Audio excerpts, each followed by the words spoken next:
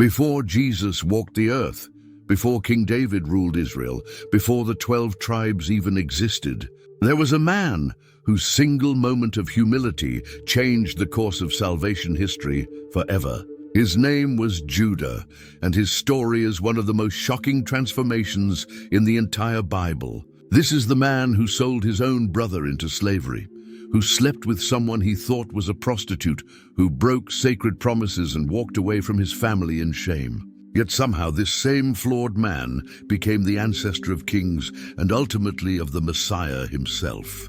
How does a betrayer become a hero? How does a sinner's bloodline lead to the Savior? The answer lies in one pivotal moment when Judah spoke 3 words that would echo through eternity. She is more righteous than I. What happened next is a story of redemption so powerful that God chose to weave it into the very fabric of Jesus' genealogy. This is not a tale of a perfect saint, but of a broken man who learned what true leadership really means. Prepare to discover the shocking true story of Judah, the lion of the tribe. Judah entered the world as the 4th son of Jacob and Leah. His birth is recorded in Genesis chapter 29, verse 35, where we read, "She conceived again, and when she gave birth to a son, she said, 'This time I will praise the Lord.' So she named him Judah." His very name meant praise, and it came from a mother who had spent years competing for her husband's love. Leah had already given Jacob 3 sons, Reuben, Simeon, and Levi, but with Judah, something shifted in her heart. She stopped fighting for Jacob's attention and simply praised God. Judah grew up in a household divided by favoritism and rivalry. His father Jacob had worked 14 years to marry 2 sisters, but he only truly loved one of them, Rachel, not Leah. This created a home where the children were caught in the middle of their parents' broken relationship. Judah wasn't the firstborn like Reuben, who carried the weight of that position. He wasn't driven by anger like Simeon and Levi would later prove to be. He was somewhere in the middle, watching and learning from everything happening around him. As the years passed, more brothers joined the family. Rachel finally had her own son Joseph, and Jacob's love for this boy was obvious to everyone. Then came Benjamin, and the family structure became even more complicated. Judah had a unique position. He was the 4th son, close enough to leadership but not burdened by being first. He was old enough to remember when the family was smaller, yet young enough to see how everything changed when Joseph arrived. This middle position would shape who he became and the role he would eventually play in his family's darkest hour.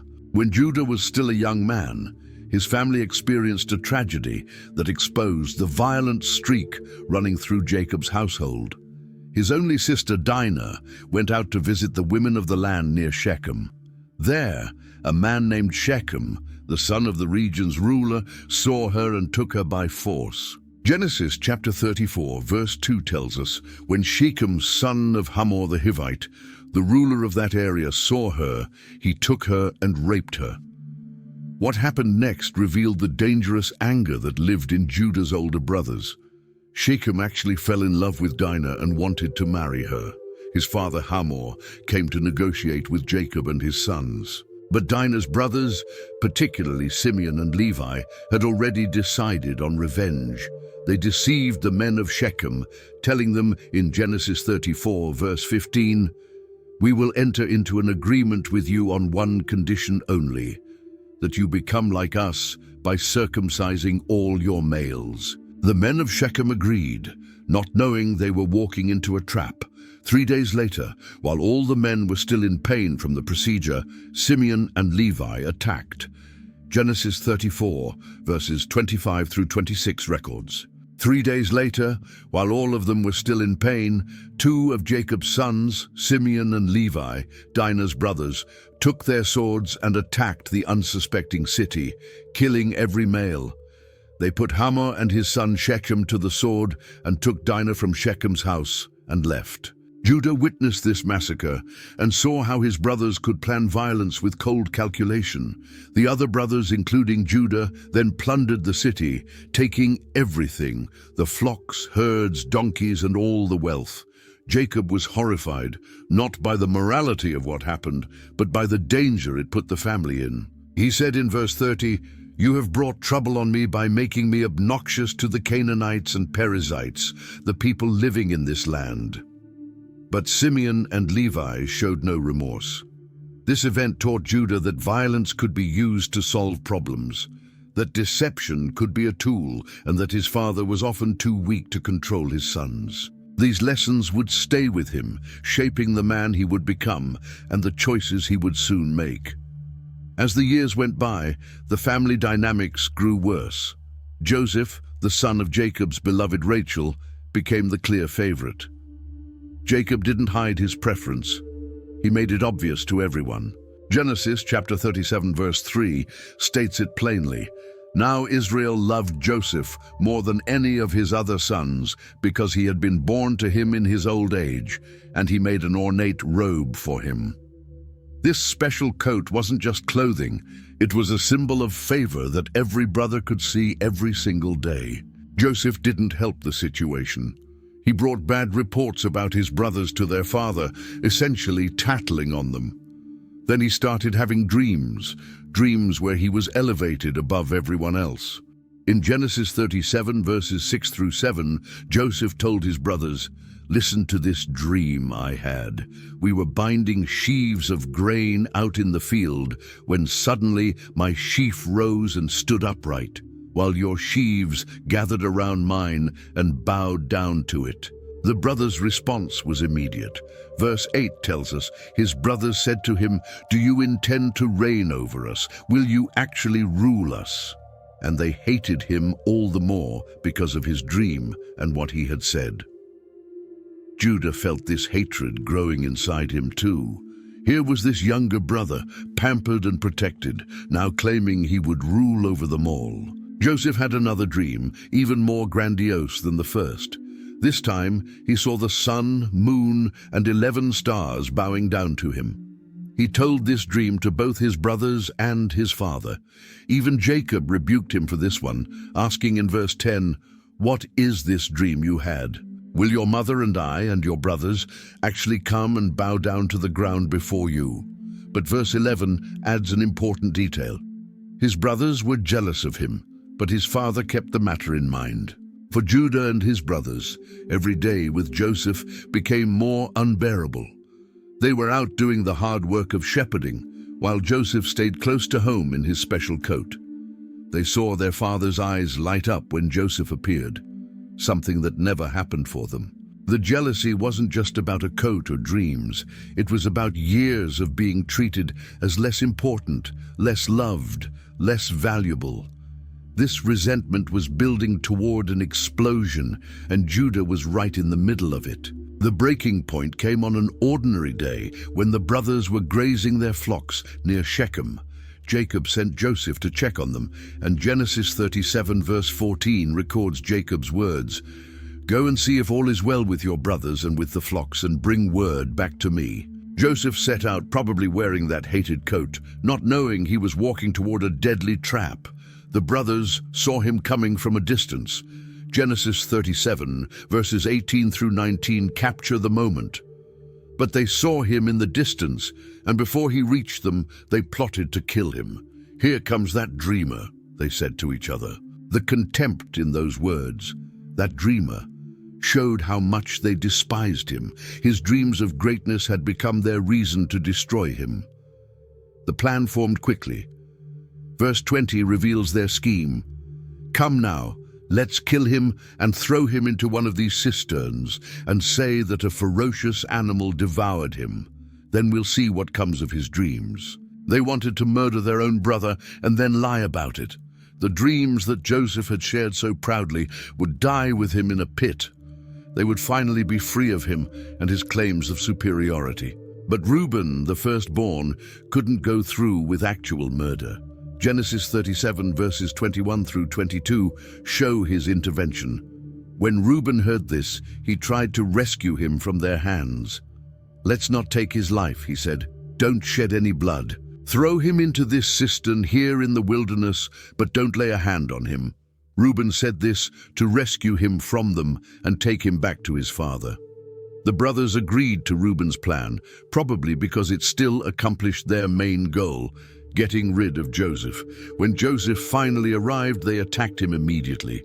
Verse 23 tells us, "So when Joseph came to his brothers, they stripped him of his robe, the ornate robe he was wearing. That special coat, the symbol of everything they hated, was torn off his body. Then, according to verse 24, they took him and threw him into the cistern. The cistern was empty. There was no water in it." Judah stood there with his brothers, looking down at Joseph trapped in that pit. They had actually done it. They had seized the favorite son and stripped away all his pride. Joseph was probably calling up to them, begging for mercy, but they sat down to eat their meal as if nothing had happened. The words of verse 25 are chilling. As they sat down to eat their meal, they looked up and saw a caravan of Ishmaelites coming from Gilead. This detail would change everything, and Judah was about to speak up with an idea of his own. While the brothers were eating, Judah saw an opportunity in that approaching caravan. The Ishmaelite traders were heading toward Egypt with their goods, and suddenly Judah had a thought. Why should Joseph die in a pit when they could profit from him instead? Genesis 37, verses 26 through 27, record Judah's proposal. Judah said to his brothers, "What will we gain if we kill our brother and cover up his blood? Come, let's sell him to the Ishmaelites and not lay our hands on him. After all, he is our brother, our own flesh and blood." His brothers agreed.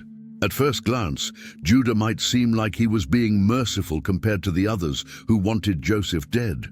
But look closer at his words. He didn't say selling Joseph was wrong. He said killing him was unprofitable. His concern wasn't Joseph's life. It was what they could gain. The phrase, "What will we gain?" reveals Judah's true motive. He saw a chance to get rid of Joseph and make money at the same time. Judah did mention that Joseph was their brother, their own flesh and blood. Maybe somewhere deep inside, he felt a small hesitation about actual murder, but that hesitation wasn't strong enough to make him say, "Let's let him go." Instead, he found a middle path that satisfied his conscience just enough while still destroying Joseph's life. Selling Joseph into slavery would accomplish the same goal as killing him. Joseph would disappear forever. The transaction happened quickly. Genesis 37 verse 28 states, "So when the Midianite merchants came by, his brothers pulled Joseph up out of the cistern and sold him for 20 shekels of silver to the Ishmaelites, who took him to Egypt." 20 shekels of silver, that was the price they put on their brother's life. It was the standard price for a slave of Joseph's age. Judah and his brothers split the money between them, and Joseph was dragged away in chains toward Egypt. Think about what Joseph experienced in those moments. He'd come to check on his brothers, as his father asked. He probably tried to greet them, maybe even smiled when he saw them. Then they attacked him, tore off his coat, and threw him in a pit. He must have been terrified, crying out for mercy. And then, just when he might have thought they would relent, they pulled him up, not to free him, but to sell him to strangers. The last sight Joseph had of his family was his brothers counting silver coins while he was led away as property. Judah's plan worked perfectly from his perspective.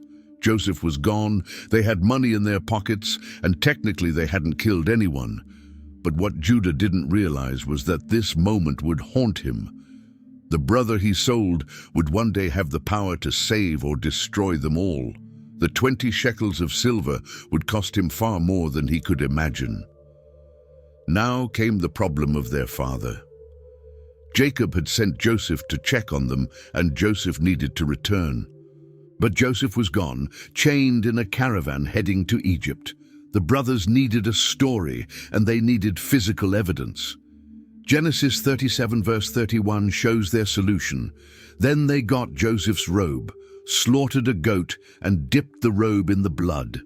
That special coat, the symbol of Jacob's favoritism, now became the tool of deception. They soaked it in goat's blood until it looked like Joseph had been torn apart by a wild animal. The brothers were careful about how they approached their father. They didn't directly claim Joseph was dead. Instead, verse 32 tells us, they took the ornate robe back to their father and said, "We found this. Examine it to see whether it is your son's robe." Notice how they worded it, your son's robe, not our brother's robe. They distanced themselves from Joseph even in this moment. They let the evidence speak for itself, making Jacob draw his own conclusion. It was a calculated move, giving them distance from an outright lie. Jacob's response was immediate and devastating. Genesis 37 verse 33 records, "He recognized it and said, 'It is my son's robe. Some ferocious animal has devoured him. Joseph has surely been torn to pieces.'" The father who had loved Joseph more than all his other sons was now utterly broken. Verse 34 continues, "Then Jacob tore his clothes, put on sackcloth and mourned for his son many days. Judah watched his father fall apart. Jacob refused to be comforted. All his sons and daughters came to console him. But verse 35 tells us, all his sons and daughters came to comfort him, but he refused to be comforted. "No," he said, "I will continue to mourn until I join my son in the grave." So his father wept for him. Every day, Judah saw the man who had given him life destroyed by grief that Judah himself had caused. The brothers had to live with this deception every single day. When Jacob cried for Joseph, they said nothing. When he refused to eat, they stayed silent. When he talked about his lost son, they let him believe the lie. Judah had proposed selling Joseph to avoid killing him, but watching his father's slow death by grief, he might have wondered if there was really any difference. They had killed something in Jacob that day, even if his body still drew breath. The immediate consequence was the weight of the secret. Judah and his brothers created a conspiracy that bound them together in guilt. They couldn't confess without facing their father's wrath and probably losing any inheritance. They couldn't undo what they'd done. Joseph was somewhere in Egypt, and even if they wanted to find him, where would they start? The deed was permanent. Jacob changed after Joseph's disappearance. The man who had once been sharp and cunning, who had tricked his own father and outwitted his father-in-law Laban, became a shell of himself. His grief consumed him, and this affected the entire household. The family structure that had already been damaged by favoritism was now shattered completely. The brothers got what they wanted. Joseph was gone, but the victory was hollow. Judah had to watch his father grieve year after year. Every time Jacob mentioned Joseph's name, every time he looked at Benjamin with extra protectiveness because he was Rachel's only remaining son, Judah felt the weight of what he'd done. Genesis 37 verse 35 had shown Jacob saying he would mourn until he joined Joseph in the grave. That wasn't a figure of speech. Jacob meant it literally. He was waiting to die so he could be with his lost son. The brothers also had to live with each other, knowing what they'd done together. They shared a terrible bond now, a secret that none of them could speak about, but all of them carried. Did they trust each other more because they were accomplices, or less because they knew what each of them was capable of? Judah had learned that his brothers could plan violence against their own blood, and they had learned the same about him. There was also the practical reality that 20 shekels of silver didn't change their lives. Whatever they bought with that money didn't fill the hole that opened up in their family. The prophet Judah had talked about, "What will we gain?" turned out to be nothing worth having. They traded their brother for coins and their father's happiness for their own jealousy, and the exchange left everyone poorer. Judah couldn't have known it then, but this betrayal would set in motion a series of events that would eventually bring the entire family to Egypt, starving and desperate. The brother they sold would become their only hope for survival. The dreams they mocked would come true in ways they never imagined. But those consequences were still years away. Something broke in Judah after the betrayal of Joseph. The family home once just difficult, had become unbearable. Genesis chapter 38 opens with a striking statement in verse 1. At that time Judah left his brothers and went down to stay with a man of Adullam named Hira. This wasn't a casual visit or a business trip. The Hebrew suggests Judah turned away from his brothers, separating himself from them. Why did Judah leave? The text doesn't tell us his exact reason, but the timing is significant. It happened after Joseph was sold, after the deception of Jacob, after the family fell apart. Perhaps Judah couldn't stand watching his father's daily grief anymore. Perhaps he couldn't bear the sight of his brothers, knowing what they'd all done together. Perhaps he needed space from the guilt that followed him everywhere in his father's tents. Judah went down to Adullam, a Canaanite area, and became friends with a man named Hira. This was a significant move. Jacob's family had always been careful to maintain their identity as separate from the Canaanites around them. Abraham had sent his servant all the way back to Mesopotamia to find a wife for Isaac from their own people. Isaac and Rebekah had been upset when Esau married Canaanite women, but Judah was now leaving his family to live among Canaanites. This departure was more than physical distance. Judah was walking away from his family's legacy, from his father's household, from everything he'd known. He was the first of Jacob's sons to willingly separate himself from the family unit. In a sense, he was giving up on being part of Jacob's story. He'd been the fourth son with potential, but now he was just a man running away from his past. The break was clean. Judah didn't take his brothers with him. He didn't try to maintain close ties. He found a new friend, started a new life, and as we'll see in the next part of his story, he would soon make choices that further distanced him from his family's ways. The man who had proposed selling Joseph rather than killing him, trying to find a middle ground between violence and mercy, was now choosing a middle ground between his family and the world around them. Judah left his brothers behind, but he couldn't leave behind what he'd done. The guilt would follow him to Adullam and beyond. The consequences of that day, when he said, "What will we gain?" were just beginning. His story was far from over, and the lessons he needed to learn were still ahead of him.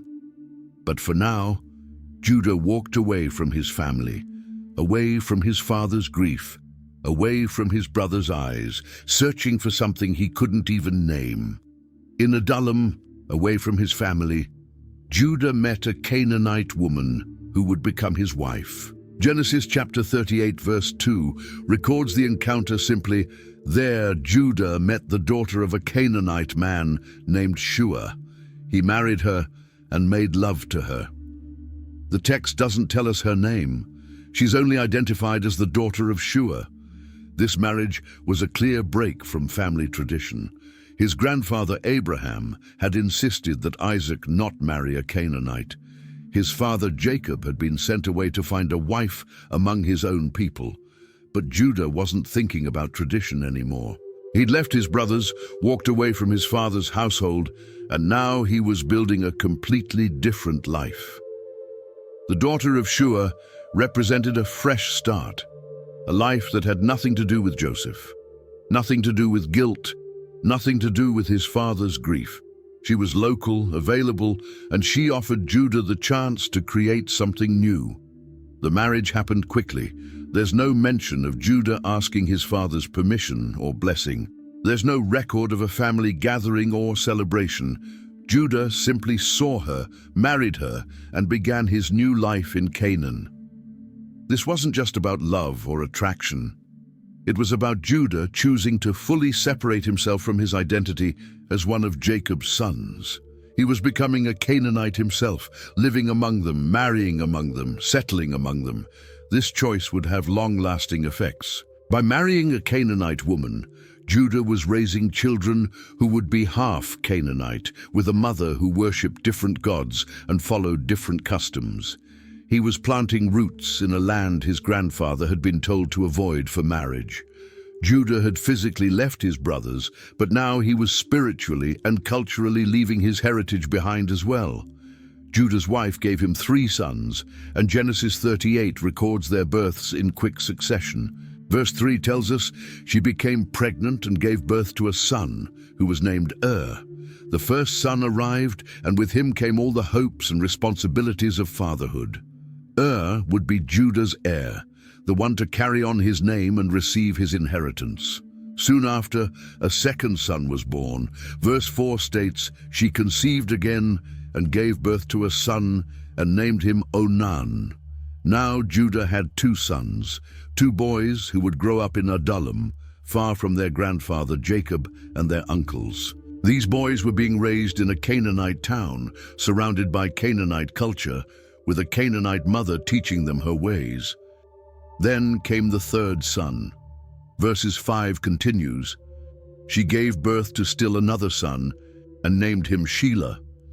It was at Kezib that she gave birth to him. 3 sons, Onan, and Shelah. Judah now had a complete family of his own, a household that existed separately from his father's house. These boys knew their grandfather Jacob existed somewhere, but they didn't grow up in his tents. They didn't hear the stories of Abraham and Isaac firsthand. They were growing up as Canaanites who happened to have a Hebrew father. The text gives us the names, but doesn't tell us much about what kind of father Judah was. Did he teach his sons about the God of Abraham, Isaac, and Jacob? Did he tell them about their heritage? Or did he try to forget his past completely and let them be raised as full Canaanites? We don't know for certain, but what happened next suggests that something went wrong in how these boys were raised. The values they developed and the choices they would make point to a household where God's ways were not the priority.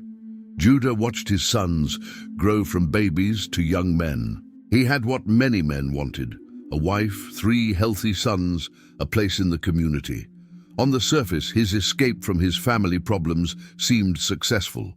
But you can't outrun the consequences of your choices, and you can't build a good life on a foundation of guilt and deception. Judah was about to learn this truth in the hardest way possible.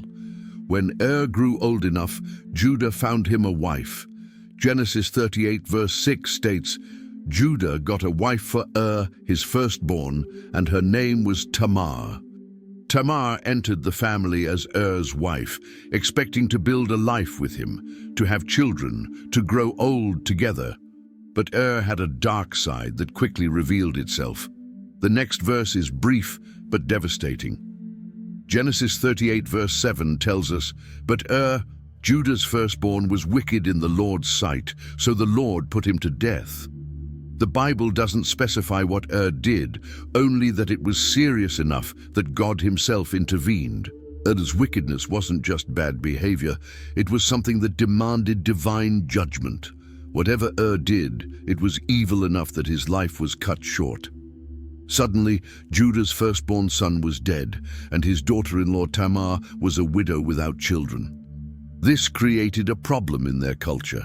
A woman's security came through her children, especially sons. Without a child, Tamar had no future, no inheritance, no one to care for her in old age. She was stuck between her old family and her new one, belonging fully to neither. This is where an ancient law came into play, the levirate marriage law. It was a custom designed to protect widows and preserve family lines. When a man died without children, his brother was expected to marry the widow and have children with her.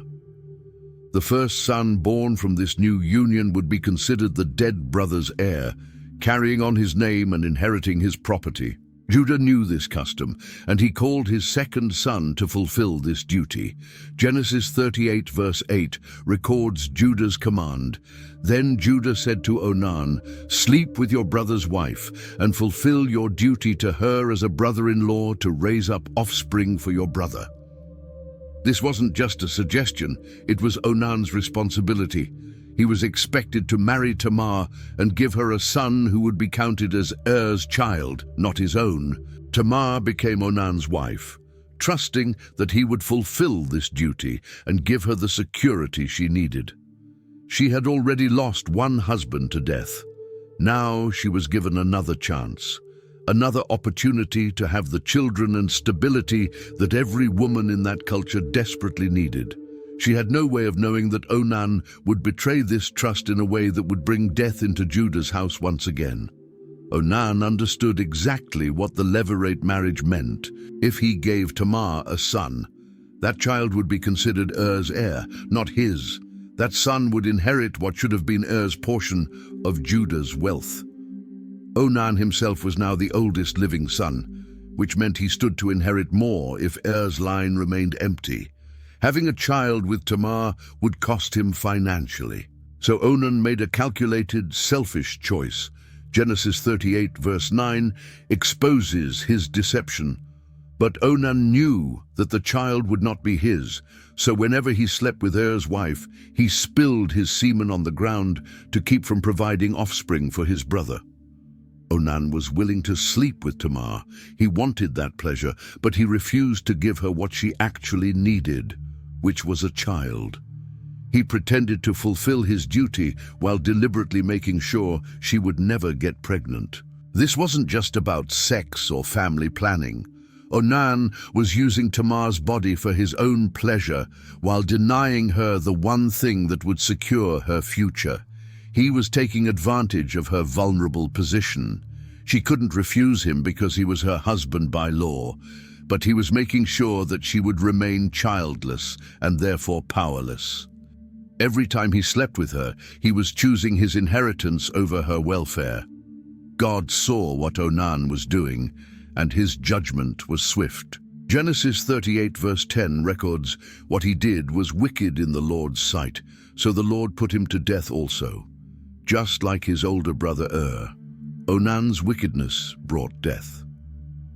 In the span of what was probably just a few years, Judah had lost both of his oldest sons to divine judgment. 2 sons, both struck down by God for their evil actions. Think about what this meant for Judah. He had 3 sons, and now 2 were dead. The family he'd built in Adullam, the fresh start he'd tried to create away from his brothers, was collapsing. The guilt he'd run from when he left his father's house was being replaced by a new kind of grief. His sons hadn't just died in accidents or from disease. They had been judged by God and found wanting. And Tamar, she had now buried 2 husbands, both sons of Judah. She had tried twice to have children, and both times she'd been left a widow. She was still young, still childless, still vulnerable. According to the custom, she should now marry Shelah, Judah's 3rd and youngest son. This was her right, her protection, her only path to security. But Judah was about to make a decision that would leave Tamar in limbo and set the stage for an encounter that would change everything. Judah looked at his situation and saw a pattern he couldn't ignore. 2 sons had married Tamar, and both were now dead. In his mind, Tamar was the problem. Maybe she was cursed, maybe she was unlucky, maybe there was something wrong with her. He didn't consider that his sons had been wicked and deserved God's judgment. Instead, he blamed the woman who had lost everything. Judah had 1 son left, Shelah, his youngest. By rights, Shelah should marry Tamar immediately, but Judah was afraid. If he gave Shelah to Tamar and Shelah died too, Judah would have no sons left at all. His line would end. So he made a decision that seemed reasonable to him, but was deeply unfair to Tamar. Genesis 38 verse 11 records what Judah told Tamar. Judah then said to his daughter-in-law Tamar, "Live as a widow in your father's house until my son Shelah grows up." For he thought, he may die too, just like his brothers. Notice the excuse Judah used. He said Shelah needed to grow up first. It sounded like a reasonable delay, like he was just waiting for Shelah to reach the right age for marriage. But the text reveals Judah's true motive. He thought Shelah might die too, and he wasn't willing to risk it. Judah was protecting his last son by sending Tamar away. So Tamar went to live in her father's house, wearing widow's clothes, waiting for the day when she would be called back to marry Shelah. The verse ends with a simple statement. So Tamar went to live in her father's household. Years passed. Shelah grew up, reaching the age when he should have married Tamar. But Judah never called for her. He never sent word that it was time for the marriage. He simply ignored his promise and hoped Tamar would fade away. She sat in her father's house, watching her youth slip away, wearing widow's clothes, while other women her age had husbands and children. Tamar was trapped. She couldn't marry anyone else because she was legally bound to Judah's family. She was promised to Shelah, but Shelah wasn't being given to her.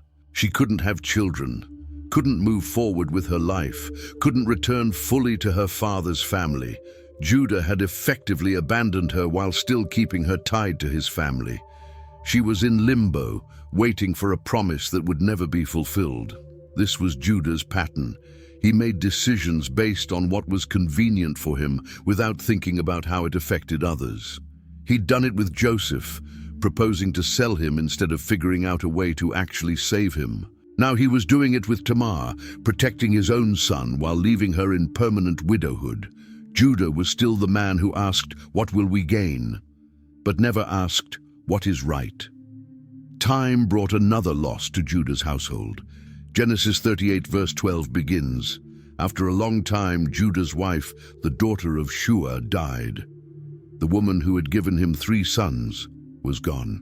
Judah went through the mourning period, and then, as the verse continues, when Judah had recovered from his grief, he went up to Timnah, to the men who were shearing his sheep, and his friend Hirah the Adullamite went with him. Someone told Tamar that Judah was traveling to Timnah for sheep shearing. This was significant news because sheep shearing was a festive time, a celebration. Genesis 38 verse 13 states, "When Tamar was told, 'Your father-in-law is on his way to Timnah to shear his sheep,' Tamar saw an opportunity. She'd been waiting in her father's house for years, and Shelah was now fully grown. Judah had broken his promise, and she realized he never intended to keep it. Tamar made a bold decision. She took off her widow's clothes and covered herself with a veil to disguise herself. Verse 14 explains, "She took off her widow's clothes, covered herself with a veil to disguise herself, and then sat down at the entrance to Enaim, which is on the road to Timnah. For she saw that though Shelah had now grown up, she had not been given to him as his wife." Tamar positioned herself where Judah would pass by, dressed in a way that would make him think she was a shrine prostitute. In that culture, prostitutes covered their faces, and they often sat at certain locations along roads. Tamar was taking an enormous risk. If she was discovered, she could be killed, but she was desperate. Judah had taken away her future, and she was taking it back in the only way she could think of. Judah came along the road and saw her sitting there. He had no idea who she was because of the veil. Genesis 38 verse 15 tells us, when Judah saw her, he thought she was a prostitute, for she had covered her face. Without hesitation, Judah approached her. Verse 16 continues, "Not realizing that she was his daughter-in-law, he went over to her by the roadside and said, 'Come now, let me sleep with you.' Tamar asked what he would give her for this. Judah offered to send her a young goat from his flock. But Tamar was smart. She knew he didn't have the goat with him right then, so she asked for a pledge, something he would leave with her as a guarantee until he sent the goat. Verse 17 records the exchange. "And what will you give me as a pledge until you send it?" she asked. He said, "What pledge should I give you?" "Your seal and its cord, and the staff in your hand," she answered. These items were significant. The seal was used to sign documents and mark property. It was like a personal signature. The cord held the seal around the neck. The staff was a sign of authority and identity. Together, these items could identify Judah beyond any doubt. They were his personal possessions that everyone would recognize as belonging to him. By asking for these specific items, Tamar was ensuring she would have proof of who the father of her child would be. Judah agreed. He gave her his seal, cord, and staff. Then, As verse 18 states plainly, so he gave them to her and slept with her, and she became pregnant by him. Tamar had succeeded in her plan. She had gotten from Judah what he had refused to give her properly, the chance to have a child who would be connected to his family line. She took her widow's clothes, put them back on, and went back to her father's house. Judah sent his friend Hira back to find the woman and give her the young goat so he could get his seal, cord, and staff back. Genesis 38 verse 20 tells us, meanwhile, Judah sent the young goat by his friend the Adullamite in order to get his pledge back from the woman, but he did not find her. Hira looked for her at the place where she'd been sitting, but she was gone. Hira asked the local men about her. Verse 21 records his question. He asked the men who lived there, where is the shrine prostitute who was beside the road at Enaim? There hasn't been any shrine prostitute here, they answered. Indeed, the men of that area said there was no prostitute there at all. Hira returned to Judah empty-handed and told him what the men had said. Verse 22 states, so he went back to Judah and said, I didn't find her. Besides, the men who lived there said, there hasn't been any shrine prostitute here. Judah decided to let it go. He'd lost his seal, cord, and staff, but he didn't want to push the matter and make himself look foolish. Verse 23 records his response. Then Judah said, let her keep what she has, or we will become a laughingstock. After all, I did send her this young goat, but you didn't find her. Judah was more concerned about his reputation than about getting his belongings back. He'd tried to pay, his friend had tried to find her, and that was enough. He moved on with his life. About 3 months later, someone brought Judah shocking news about Tamar. Genesis 38 verse 24 captures the moment. About 3 months later, Judah was told, your daughter-in-law Tamar is guilty of prostitution, and as a result, she is now pregnant. Tamar, who had been sitting in her father's house as a widow for years, was pregnant. And since she wasn't married, the assumption was that she'd been acting as a prostitute. Judah's reaction was immediate and harsh. Without asking for her side of the story, without investigation, without mercy, he gave his judgment. The rest of verse 24 records his words. Judah said, bring her out and have her burned to death. This was the penalty for a woman who was promised to someone but got pregnant by another man. Judah had the authority to order her execution, and he didn't hesitate. The woman he'd left in limbo, the woman he'd broken his promise to, was now going to die by his command. They brought Tamar out for execution, but she had been planning for this moment. As they were bringing her out, she sent a message to Judah. Genesis 38 verse 25 reveals her strategy. As she was being brought out, she sent a message to her father-in-law. I am pregnant by the man who owns these, she said, and she added, see if you recognize whose seal and cord and staff these are. Tamar didn't accuse Judah publicly. She didn't shame him in front of everyone. She simply presented the evidence and asked him to identify the owner. She gave him the chance to do the right thing, to acknowledge the truth, to show integrity. Everything now depended on what Judah would do. Would he lie to save himself and let Tamar die? Or would he finally choose honesty, even though it would expose his own sin? Judah looked at his seal, his cord, his staff. The items everyone knew belonged to him. There was no way to deny it. These were his personal possessions, and everyone present could recognize them. In that moment, Judah had to make a choice. He could let an innocent woman die to protect his reputation, or he could admit the truth and face the consequences. For the first time in his life, Judah chose the harder right over the easier wrong. Genesis 38 verse 26 records his confession. Judah recognized them and said, she is more righteous than I, since I wouldn't give her to my son Shelah. And he did not sleep with her again. These words, she is more righteous than I, marked a turning point in Judah's life. He admitted his failure publicly. He acknowledged that Tamar had been wronged. He took responsibility for breaking his promise to her. Tamar carried twins, though no one knew it until the delivery. When the time came for her to give birth, something unusual happened. Genesis 38 verse 27 sets the scene. When the time came for her to give birth, there were twin boys in her womb. 2 sons were coming, and the question of who was firstborn would matter for inheritance and family position. During the delivery, one baby put out his hand first. The midwife saw it and immediately took action to mark which child was emerging first. Verse 28 describes the moment. As she was giving birth, one of them put out his hand, so the midwife took a scarlet thread and tied it on his wrist and said, "This one came out first." The red thread would identify this child as the firstborn, the one who should receive the firstborn's inheritance and position. But then something unexpected happened. The baby pulled his hand back in, and his brother came out first instead.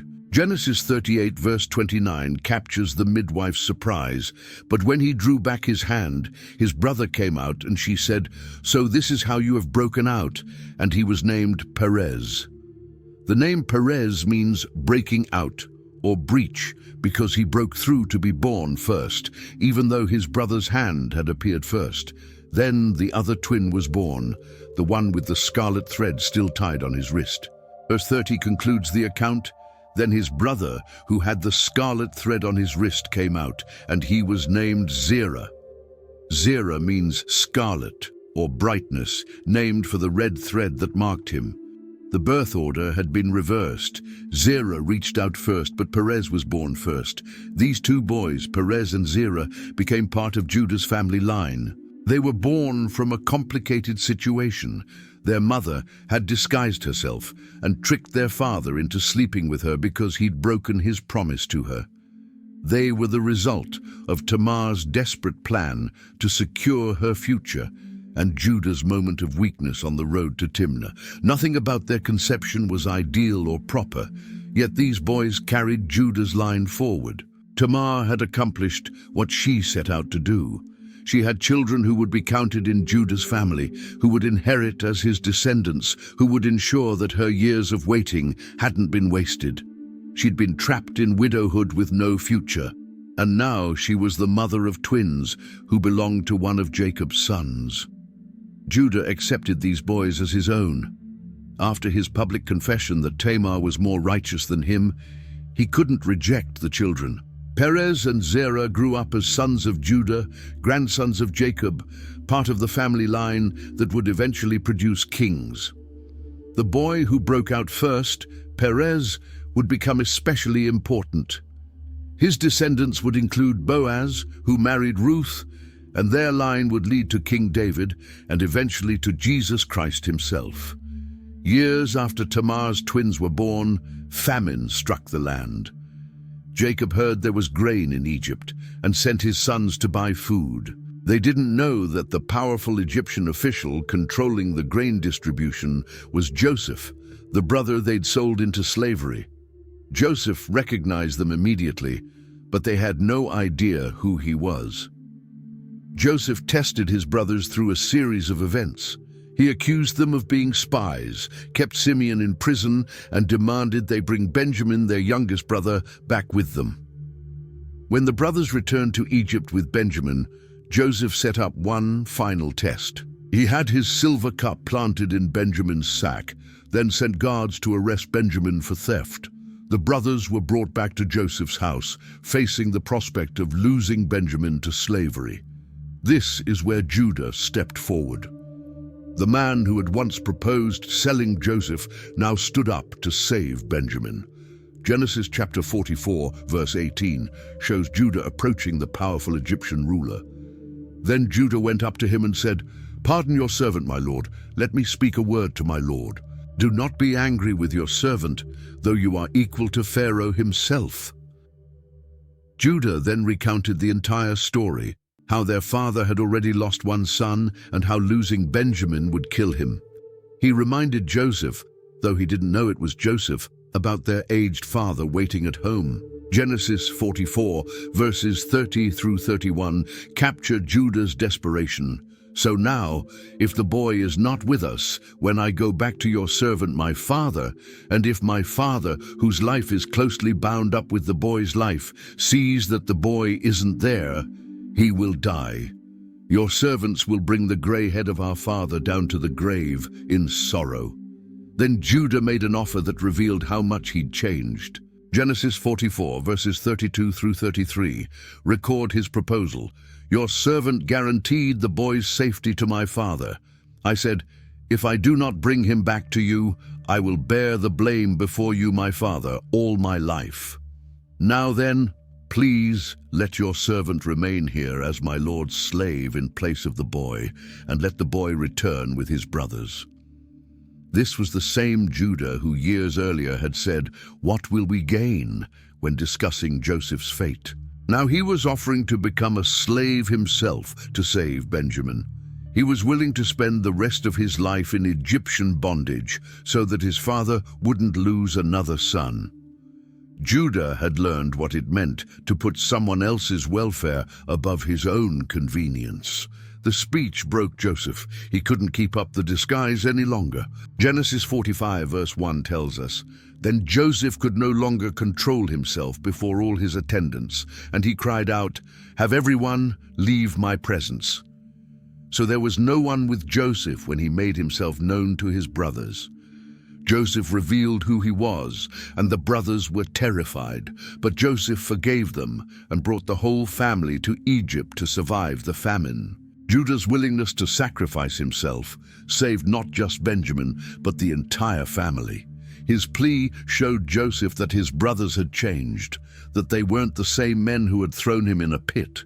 Judah had become a leader, someone who would stand in the gap, someone who would pay the price to protect others. This transformation prepared him for the blessing he would receive from his father. When Jacob was old and near death, he called all his sons together to tell them what would happen to their descendants in the future. He went through each son, giving them words that were part blessing and part prophecy. Some sons received harsh words. Reuben lost his birthright for his sin. Simeon and Levi were rebuked for their violence at Shechem. Then Jacob came to Judah. Genesis chapter 49, verses 8 through 12, contain one of the most important prophecies in the entire Bible. Jacob began in verse 8, "Judah, your brothers will praise you. Your hand will be on the neck of your enemies. Your father's sons will bow down to you." Right from the start, Jacob declared that Judah would have a position of prominence among his brothers. The others would bow to him, an echo of Joseph's dreams, but now applied to Judah. Jacob continued with powerful imagery in verse 9. "You are a lion's cub, Judah. You return from the prey, my son. Like a lion he crouches and lies down, like a lioness. Who dares to rouse him?" The lion image was significant. Lions were symbols of strength, royalty, and dominance. Jacob was saying that Judah's descendants would be like lions, powerful, dangerous to their enemies, and commanding respect. Then came the most crucial part of the prophecy. Genesis 49 verse 10 contains words that would echo through centuries. "The scepter will not depart from Judah, nor the ruler's staff from between his feet, until he to whom it belongs shall come, and the obedience of the nations shall be his." This verse promised that kingship would come from Judah's line. The scepter represented royal authority, and Jacob declared it would stay in Judah's family until a specific person came, someone who deserved the scepter, someone whom all nations would obey. Jacob finished the blessing with images of abundance in verses 11 and 12. "He will tether his donkey to a vine, his colt to the choicest branch. He will wash his garments in wine, his robes in the blood of grapes. His eyes will be darker than wine, his teeth whiter than milk." This painted a picture of prosperity and plenty that would characterize Judah's territory. This blessing changed everything for Judah's future. He wasn't the firstborn. That was Reuben. He wasn't the most loved. That had been Joseph. But Jacob gave Judah the blessing of kingship. The ruler would come from Judah's descendants, not from any other tribe. This prophecy would shape Israel's history for the next 1,000 years and would ultimately point to Jesus Christ, the King of Kings, who came from Judah's line. After Jacob died in Egypt and the years of famine ended, the family of Israel grew into a large people. They remained in Egypt for 400 years, eventually becoming slaves, but God remembered his promise to Abraham, Isaac, and Jacob. He raised up Moses to lead them out of Egypt and back toward the land God had promised their ancestors. During the wilderness journey, the Israelites were organized by tribes. Each of Jacob's sons became the father of a tribe, and Judah's tribe quickly became one of the largest and most important. Numbers chapter 1 records the first census taken in the wilderness. Verses 26 and 27 tell us, from the descendants of Judah, all the men 20 years old or more who were able to serve in the army were listed by name, according to the records of their clans and families. The number from the tribe of Judah was 74,600. This was the largest tribe by far at that census. Judah had more fighting men than any other tribe, which gave them significant military power. The tribe's size also meant they had greater influence in decisions and more voices in the community. What Jacob had prophesied about Judah's prominence was already starting to come true. The arrangement of the camp in the wilderness also reflected Judah's importance. Numbers chapter 2 verse 3 states, "On the east toward the sunrise, the divisions of the camp of Judah are to encamp under their standard." The east side was the front of the camp, the position of honor. When the people marched, Judah went first. They led the way, setting the pace for all the other tribes. The leader of Judah's tribe during the wilderness wandering was a man named Nahshon. Numbers 2 verse 3 identifies him. The leader of the people of Judah is Nahshon, son of Amminadab. Nahshon became one of the key leaders among all the tribes. Later, his sister would marry Aaron, Moses' brother, connecting Judah's leadership with the priestly line. When Moses sent 12 spies into the Promised Land to scout it out, Judah's representative was Caleb. Numbers chapter 13, verse 6 lists him. From the tribe of Judah, Caleb, son of Jephunneh. Caleb was one of only 2 spies who brought back a good report, encouraging the people to trust God and enter the land. His faith and courage represented the best of what Judah's tribe could be. The tribe of Judah established itself as a leader among the tribes of Israel. They were the largest in number, positioned in the place of honor, and consistently produced strong leaders. The blessing Jacob had given was taking shape. Judah wasn't just another tribe. They were becoming the tribe that others looked to for direction and strength. When the Israelites finally entered the Promised Land under Joshua's leadership, the land was divided among the tribes. Judah received their territory first, and it was substantial. Joshua chapter 15 verse 1 describes the beginning of their allotment. The allotment for the tribe of Judah, according to its clans, extended down to the territory of Edom, to the desert of Zin in the extreme south. Judah's territory covered a large portion of southern Canaan. It included major cities and strategic locations. The borders are described in detail in Joshua 15, showing that Judah received prime land. Their western border was the Mediterranean Sea.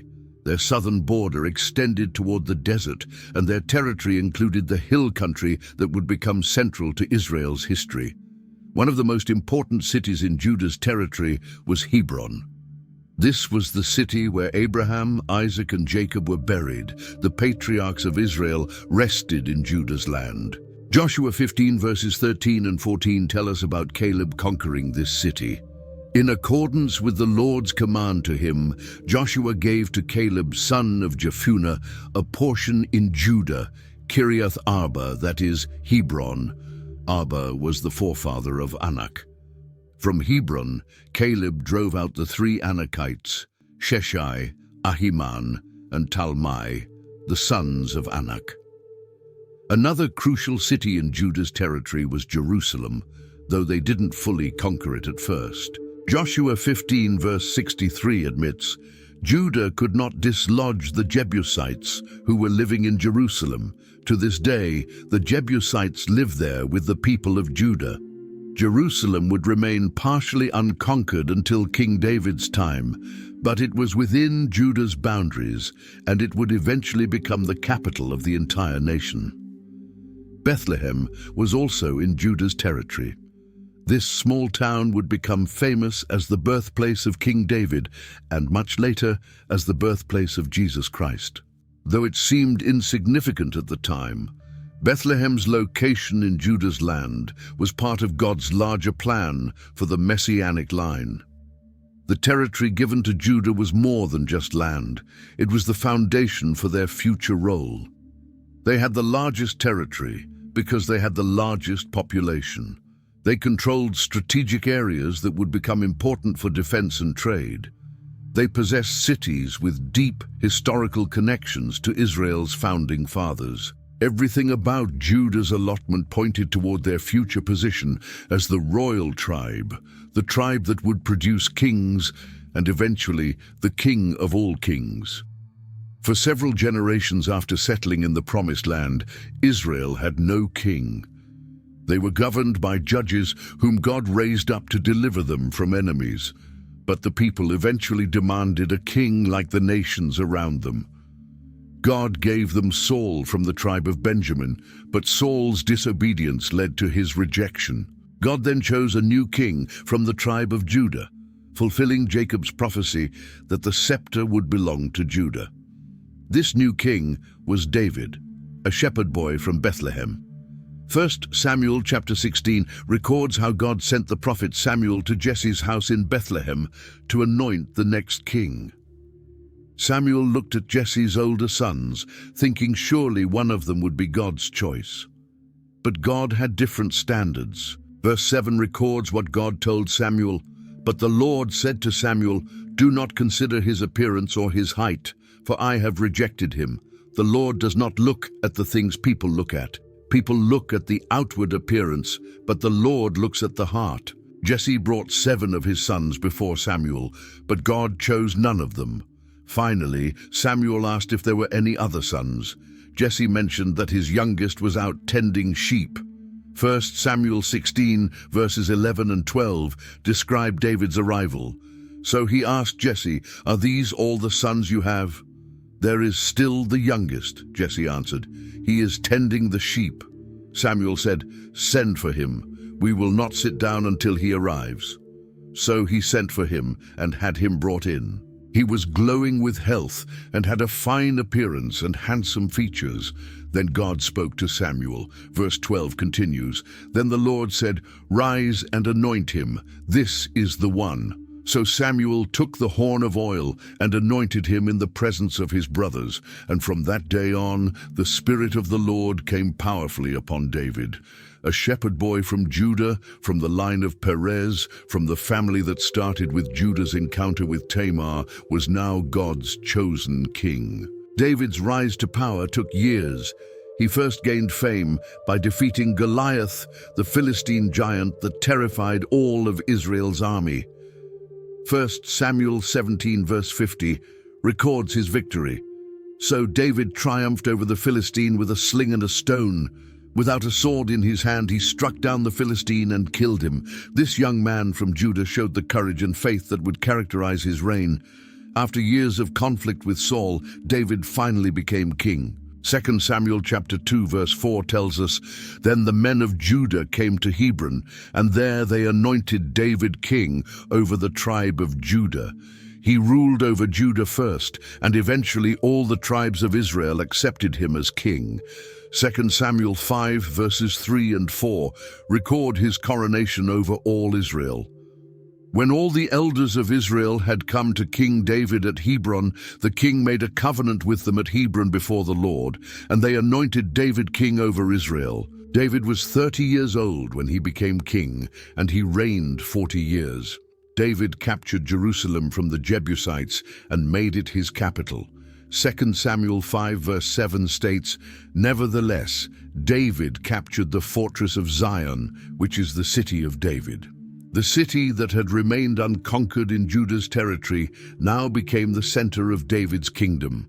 Jerusalem, in the heart of Judah's land, would be the royal city for all of Israel. The scepter had indeed come to Judah, just as Jacob had prophesied hundreds of years earlier.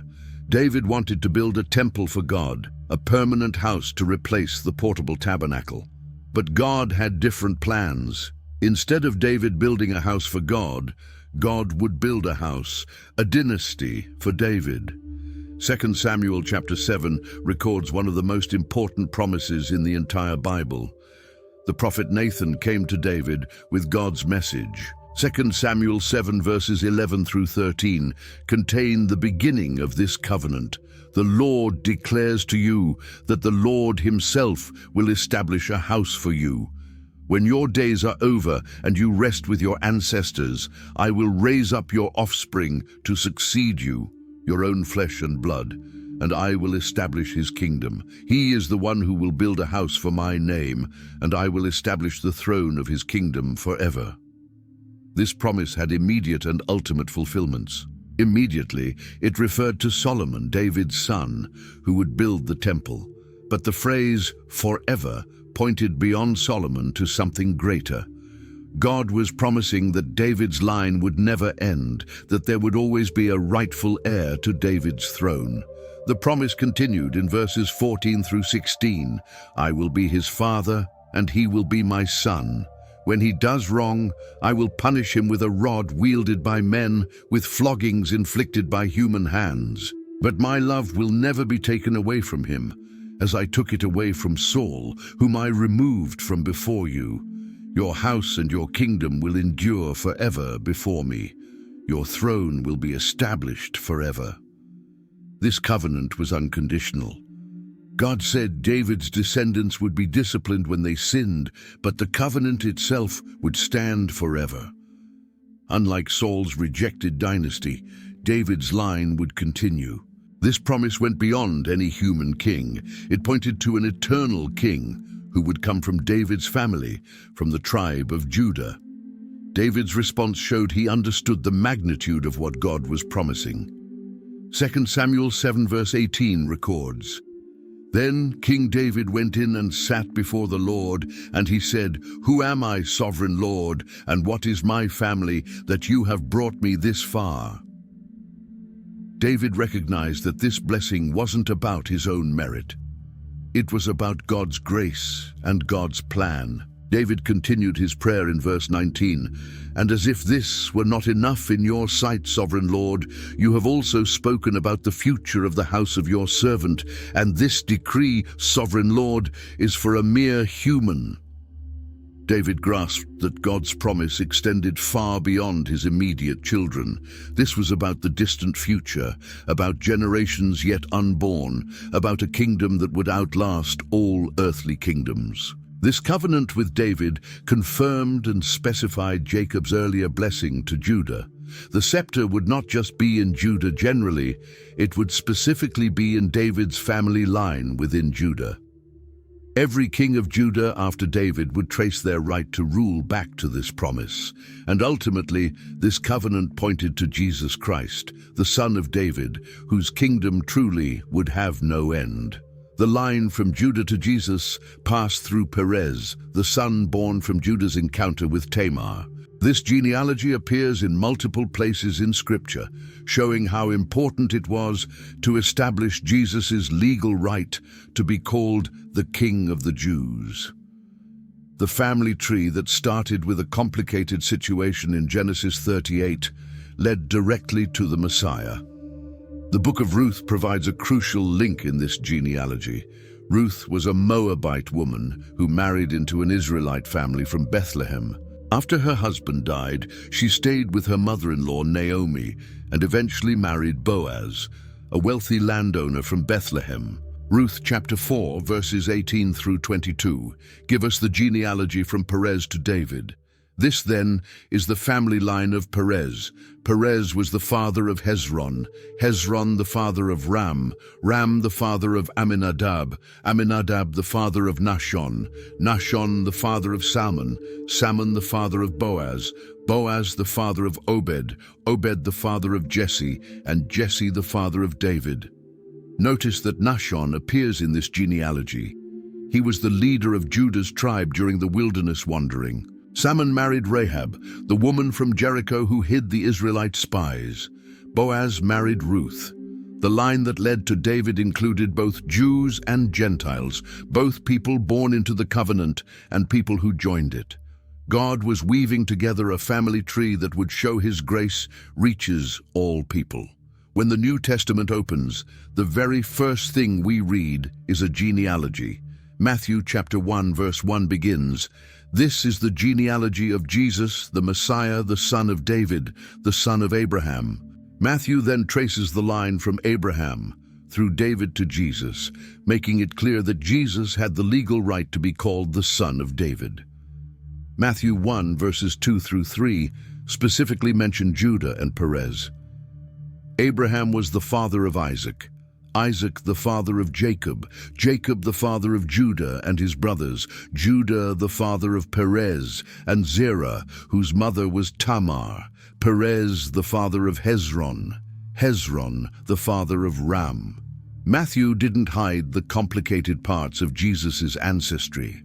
He mentioned Tamar by name, acknowledging that the messianic line came through that irregular union between Judah and his daughter-in-law. The genealogy continues through David and his descendants, through the line of kings who ruled in Judah. Matthew 1 verse 6 states, "And Jesse the father of King David. David was the father of Solomon, whose mother had been Uriah's wife." Again, Matthew mentions the difficult parts. Solomon's mother was Bathsheba, and David's sin with her was a dark moment in his life. God's plan moved forward through imperfect people making mistakes and then being redeemed. The genealogy finally reaches Jesus in Matthew 1 verse 16, and Jacob the father of Joseph, the husband of Mary, and Mary was the mother of Jesus, who is called the Messiah. Jesus came through this line, from Abraham to Judah to Perez to David to Mary. Every link in this chain was part of God's plan to bring the Savior into the world through the tribe of Judah.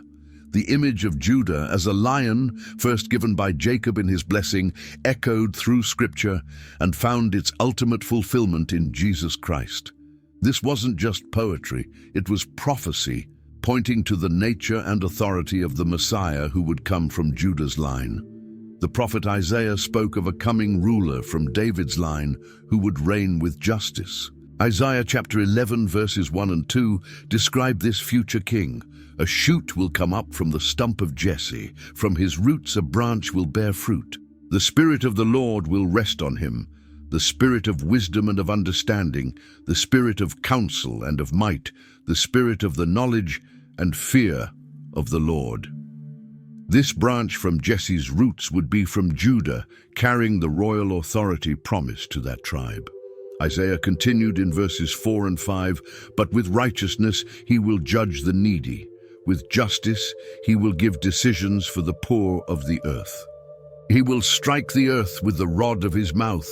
With the breath of his lips he will slay the wicked. Righteousness will be his belt, and faithfulness the sash around his waist. This king would have the strength of a lion, but would use it to defend the weak and establish justice." The prophet Micah specifically named Bethlehem as the birthplace of this ruler. Micah chapter 5 verse 2 prophesies, "But you, Bethlehem Ephrathah, though you are small among the clans of Judah, out of you will come for me one who will be ruler over Israel, whose origins are from of old, from ancient times." Bethlehem was in Judah's territory, and the ruler would come from there, another confirmation that the Messiah would be from Judah's tribe. When Jesus was born in Bethlehem, the wise men came asking for the King of the Jews. Matthew chapter 2 verse 2 records their question, "Where is the one who has been born King of the Jews?" We saw his star when it rose and have come to worship him." The scribes immediately knew where to look. They quoted Micah's prophecy about Bethlehem, understanding that the Christ would come from Judah's land. After Jesus' resurrection, the book of Revelation uses the lion imagery to describe him in his glory. Revelation chapter 5 describes a scene in heaven where a scroll sealed with 7 seals needs to be opened. Verses 3 and 4 say, "But no one in heaven or on earth or under the earth could open the scroll or even look inside it. I wept and wept, because no one was found who was worthy to open the scroll or look inside. Then one of the elders in heaven spoke to John." Revelation 5 verse 5 records his words. "Then one of the elders said to me, 'Do not weep. See, the Lion of the tribe of Judah, the Root of David, has triumphed. He is able to open the scroll and its 7 seals.'" Jesus is called the Lion of Judah, the fulfillment of Jacob's blessing from Genesis 49. He has the authority, the power, the right to rule because he comes from Judah's royal line through David. But when John looked, he saw something unexpected. Verse 6 tells us, "Then I saw a lamb, looking as if it had been slain, standing at the center of the throne, encircled by the 4 living creatures and the elders." The lion was also a lamb. Jesus had the authority of a lion, but won his victory through sacrifice. Through giving his life for others, he conquered through love, through death and resurrection, not through violence. The prophecy given to Judah thousands of years earlier had come true. The scepter belonged to his tribe. The royal line ran through his descendants, and the ultimate king, Jesus Christ, came from his family. Judah, who started as a man who sold his brother and broke his promises, became the forefather of the Savior of the world. His transformation from betrayer to leader foreshadowed the transformation Jesus would offer to all people: redemption, forgiveness, and a new identity in God's kingdom. If this story impacted you, if you learned something new about God's redemptive plan through Judah's life, please subscribe to this channel. We're committed to bringing you more biblical stories that reveal God's character and his work throughout history. Hit that like button and share this video with someone who needs to hear that their past doesn't define their future. God specializes in taking broken people and weaving them into his perfect plan. Leave a comment below telling us what surprised you most about Judah's story. And remember, the same God who transformed Judah can transform any life surrendered to him. Thanks for watching, and we'll see you in the next video.